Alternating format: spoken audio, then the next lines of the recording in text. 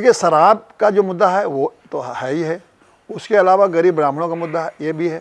लेकिन ऐसा नहीं कि नैतिक पार्टी के यही दो मुद्दे हैं। नैतिक पार्टी तो कोई संवैधानिक नैतिकता की जब बात करती है तो संविधान में जितने भी आयाम हैं सभी पर हमको बात करनी है। और संविधान में जो आयाम है उसमें एक सबसे बड़ा आयाम तो यही है कि गाँव के लोगों को पूरा का पूरा अधिकार मिलना चाहिए ताकि अपने गाँव की व्यवस्था अपने खुद चलाएं।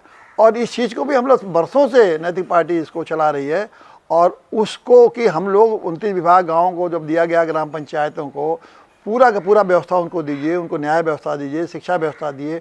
फिर गांव के लोगों को भी हर तरह के जो बच्चे हैं, युवा हैं, लड़कियां हैं, उनको भी हर तरह के शिक्षा का ज्ञान मिलना चाहिए। केवल MA BA पास करने से नहीं होगा, उनको आज जिस तरह से युग बदल रहा है तो उनको हर प्रकार के ज्ञान की ज़रूरत है। हर प्रकार के ज्ञान आपके गांव में आसपास तो कहीं है नहीं, वो तो सब शहरों में है। अब उनके पास क्षमता है नहीं नौजवानों के पास कि वो शहरों में आ सकें।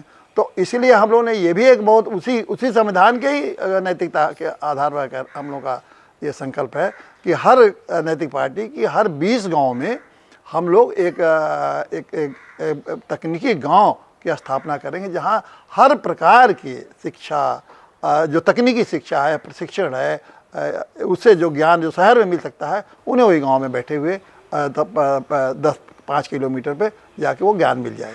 ये एक बात मैं और बता रहा हूँ जिस पर कि आज तक किसी का ध्यान नहीं गया। संविधान की सबसे बड़ी नैतिकता है कि हर नागरिक को सम्मानपूर्ण जीवन जीने का अधिकार मिला हुआ है, और वो है अनुच्छेद 21।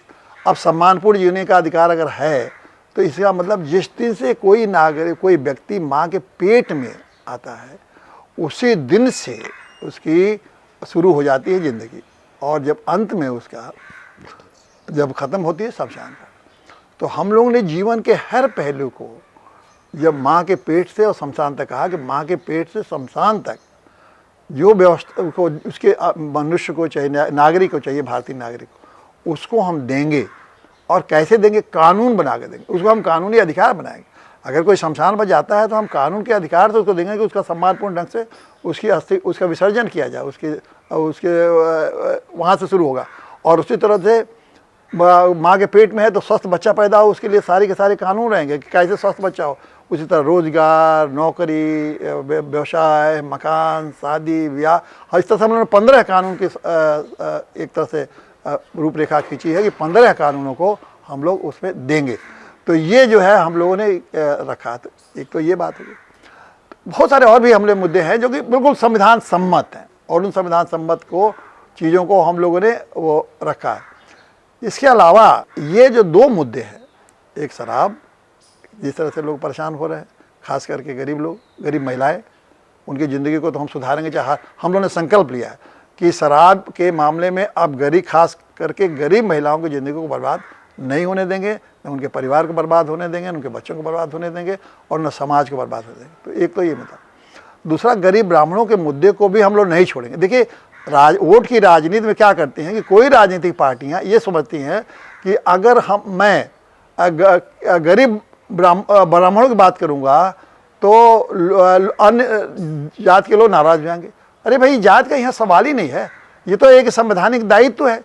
चाहे ब्राह्मण गरीब हो, दलित गरीब हो, पिछड़ा गरीब हो, अति पिछड़ा गरीब हो, कोई गरीब हो, आप गरीब की जब बात करेंगे तो उस पर आप बात करेंगे, उस पर आप विचार करेंगे, उसके लिए रास्ता निकालेंगे। हम लोगों ने एक गांव गरीब एक अभियान भी चला रखे थे, उसमें हम लोगों ने गरीब आयोग की मांग की कि भाई गरीब आयोग बनाओ, और गरीब आयोग के माध्यम से ये लोगों को बताओ कि कितने गरीब हैं, कौन गरीब है। उसमें जाति नहीं गरीब की आधार रहेगा, गरीब आयोग रहेगा, इतने लोग गरीब हैं, उन गरीब लोगों को गरीबी उठाने के लिए जो भी ज़रूरतें हो, शिक्षा, आर्थिक सहयोग और उनके स्वास्थ्य, और जो भी उन गरीबों को ज़रूरत हो, मकान, जो भी उनको देना हो, उनको सारे गरीबों को आप बिना किसी भेदभाव के देंगे, चाहे हिंदू हो, मुस्लिम हो, कोई सिख हो, ईसाई हो, कोई जात का हो। तो देखिए, आप गरीबी, जब वो गरीबी उनकी मिटेगी तो जो ऊपर जो जिनके लिए आप बड़े बड़े संपन्न लोगों की बात करते हैं, जब वो गरीब रहेंगे तो उनकी परचेजिंग पावर बढ़ेगी, उनकी क्रय शक्ति बढ़ेगी। आखिरी फ़ायदा तो ये अमीर लोग ही उठाएंगे। जब वो ज़्यादा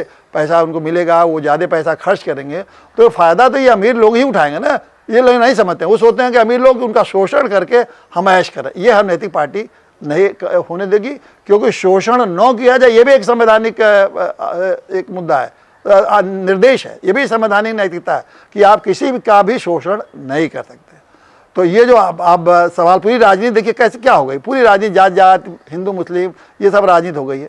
ये सब हम लोग इसको क्योंकि ये संवैधानिक नैतिकता के बिल्कुल खिलाफ है।